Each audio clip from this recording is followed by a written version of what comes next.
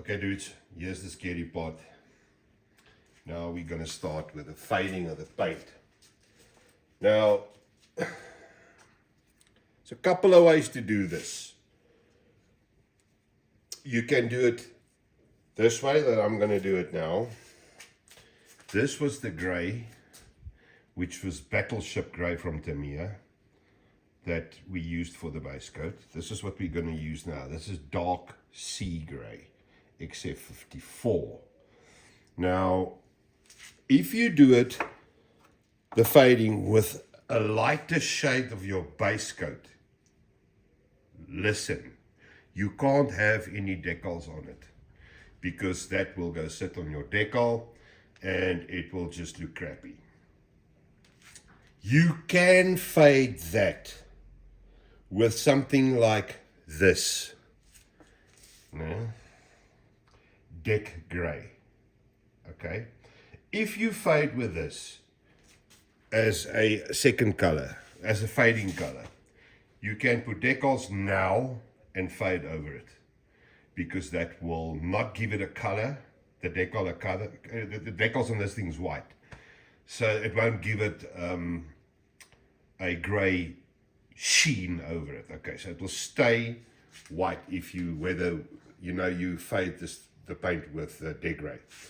But we're not going to do that now. We are going to fade now with the dark sea gray, which is slightly lighter. Let me show you again the two together. This is the fade, that was the base. All right. Now, first things first. I make the paint slightly thinner. 60% thinner, 40% paint. I turn the pressure down to 0.8 bar, which is what? 10 psi? 10, 12, around there. It's 0.8 bar. Go look it up if you foreign. So that I can control, because this is very, very light coats. Now, right, let's start. First things first.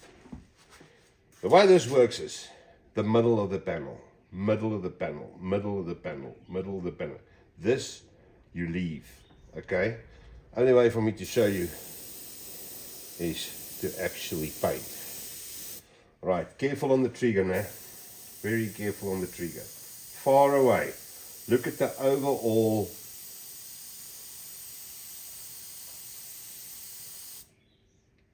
You see, this is difficult to explain, very difficult. Wearing a fade in paint is not a color that you see, bam, like that immediately. No, it's way more subtle than that. It only starts making sense once you're through this whole thing. So if we do this side now, I'm going to start, you see there, I've painted there now. I'm going to do all of it, just lightly like that.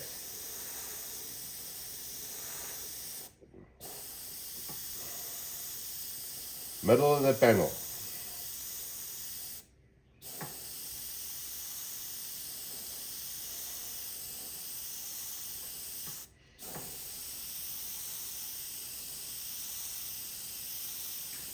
You see how far I'm away from the model.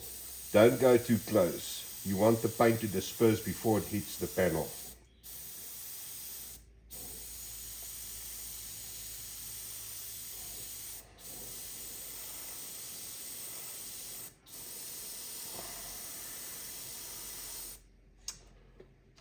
That's your effect. Now, this here is now a pre-shade. That's what they call pre-shading. Now it's up to you. You can either leave it like that. I want to weather this one. I want to make it slightly older. So I'm going to go slightly darker in the middle still, so that you basically have two. So now it's just a line in the middle of that panel, that you have basically two shades of lighter on the panel. So you have your base coat, and then you have a light, an even light, just straight in the middle. Don't go close to the sides, just like, I don't want to say a line. A line's wrong, but 2 lines maybe down the middle.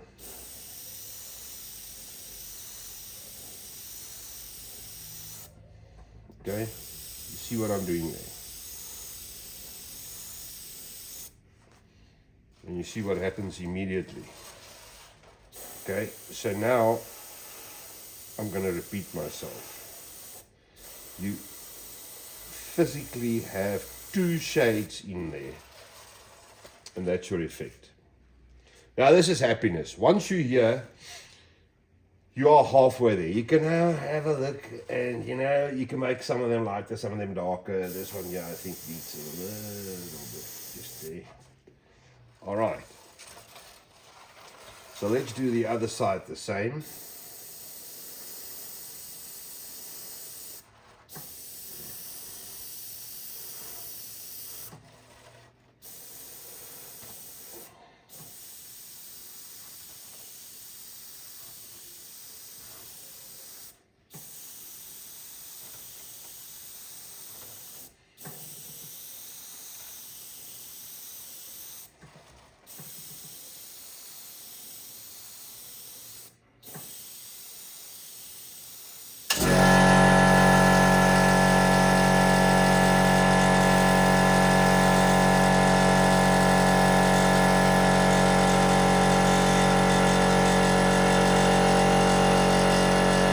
And now we go for the dark in the middle. You know the story.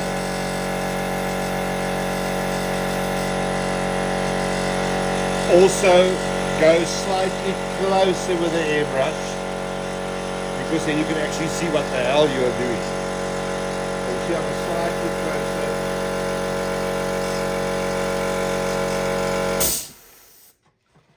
Just 2 lines in the middle there.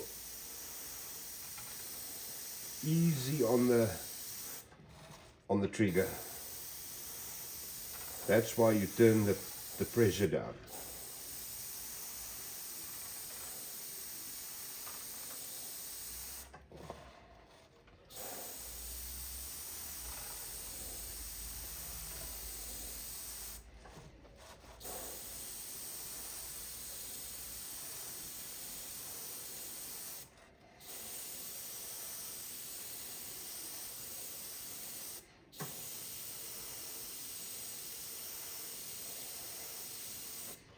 There's another thing, dudes. Don't ever think, don't be scared of this stuff. I make it now sound like, ooh, it's not that difficult. Nothing stops you if you make a bugger up anywhere here. Nothing stops you to just go, well, bugger it, take the dark grey and respray it, and then try again. You can do this 30 times and probably get a better result in the end, because there will be way more texture to it. But okay, so you see now there's your pre-shading. Now on the roof, obviously you do the same. Now with the roof being more bleached, because that gets the bulk of the sun,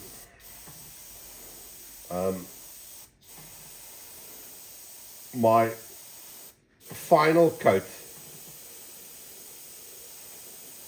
I actually go a little bit darker, well, brighter. And the roof is not a real problem, because there's going to be dust here, there's going to be a lot of brown and shades that I'll show you later. Normally when I do the roof, I wash it with an acrylic wash. I'll give you the colors, we can take it from there, and then I wash the roofs. But it's good to have a nice fade on it before you start.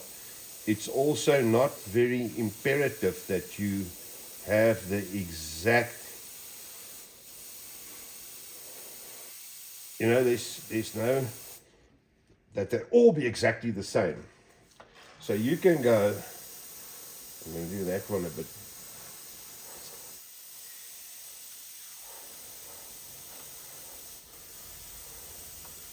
And remember, as the paint goes on, it dries slightly lighter than when it goes on. So some of your effect disappears as you carry on. All right, so keep that in mind. So this is my second. You see, I stick more to the middle of the block with the lighter. All right.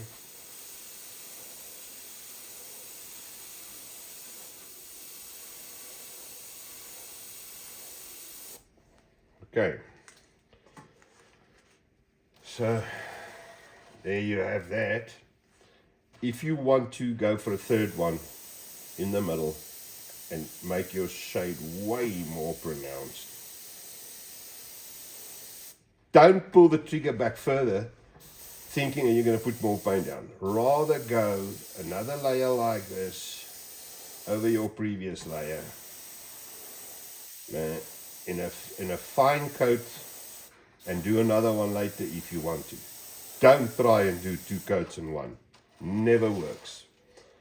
All right, so if I pull that trigger, like that, then we have a problem, because you will drop a hell of a lot of paint and you will probably blot. Remember, there's something I'll tell you about weathering later that's very, very important. Lots of guys make the mistake. You never ever want a line. So wherever you have fading or dirt or whatever, always fade it in. Blend it into the surroundings.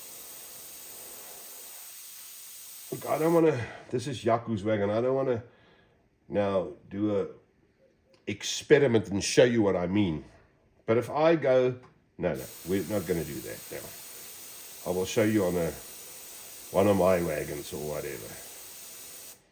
But if I pull that trigger back too far now, and it goes like that, you will have a spot, which is almost always bad.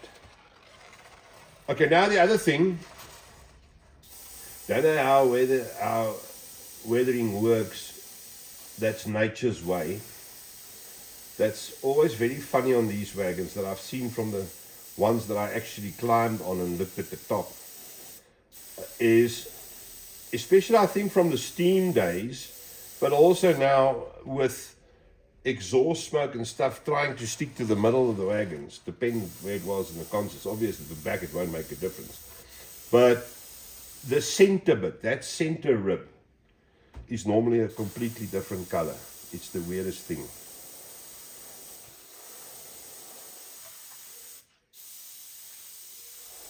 On the sides here, when you do pick up rust, you pick it up here on the side. It's very seldom in the middle.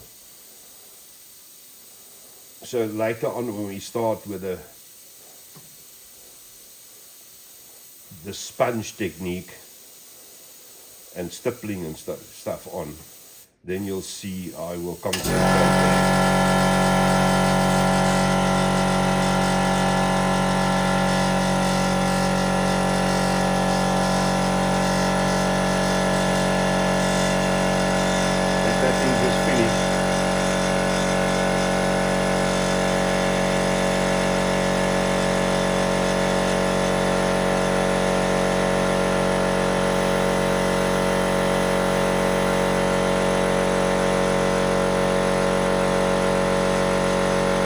Yeah, okay, man. Right, you see here, there's a sort of an example. I went in too heavy there, and you have a block, which is what you don't want. And take it away. So now our last in the middle,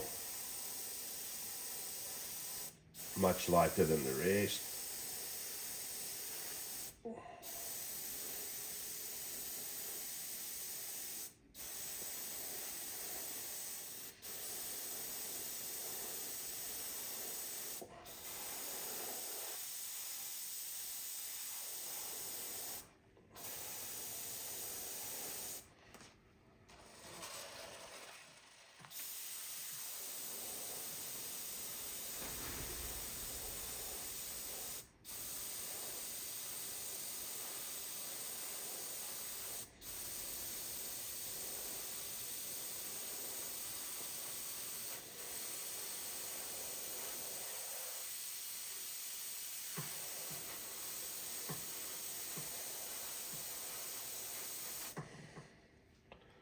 Cool.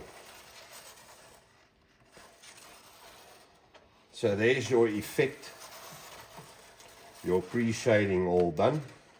You carry this on the front. Remember now, middle of the panel.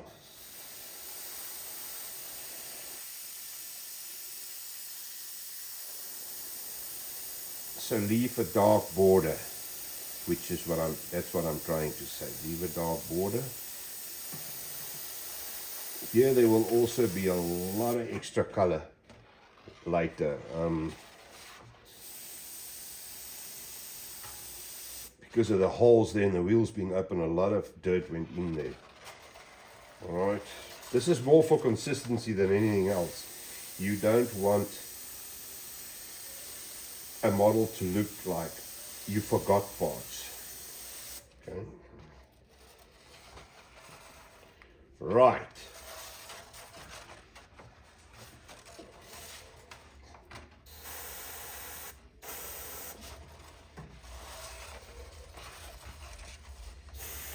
Same story in the middle, shading.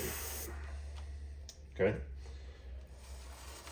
You can do the side frames like that. I'm not going to worry about that now. Let the top dry first, because we need to do the same technique there. Let that just settle. We'll do the same technique at the bottom, maybe a little slightly more, because there was more wear and tear at the bottom.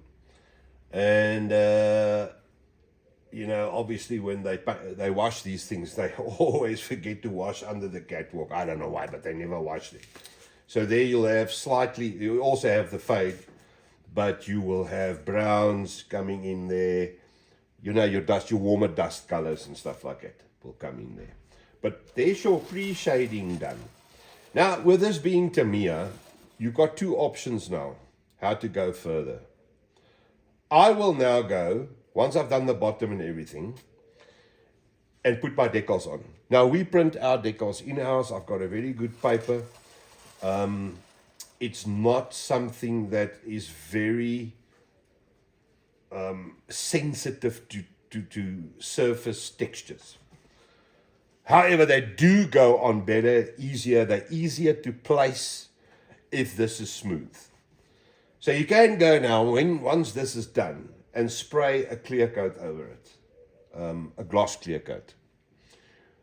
Two things happen then, which is stuff that I really, really like. If you do that, and you do your weathering after this, you finish your weathering off, metal still shines. Paint on metal still shines, even if it's dirty. There is a little sheen. If you do clear coat now and you carry on with your weathering as per normal, you will have that sheen. It's a technique that I only started the other day. I'm going to do it on this one too. You tell me what you think. Use a gloss, because a gloss won't take away whatever you did here now. It will tone it down slightly, but not much. All right. That is up for next. And then we'll take it from there. Okay, goed julle. Right, bye.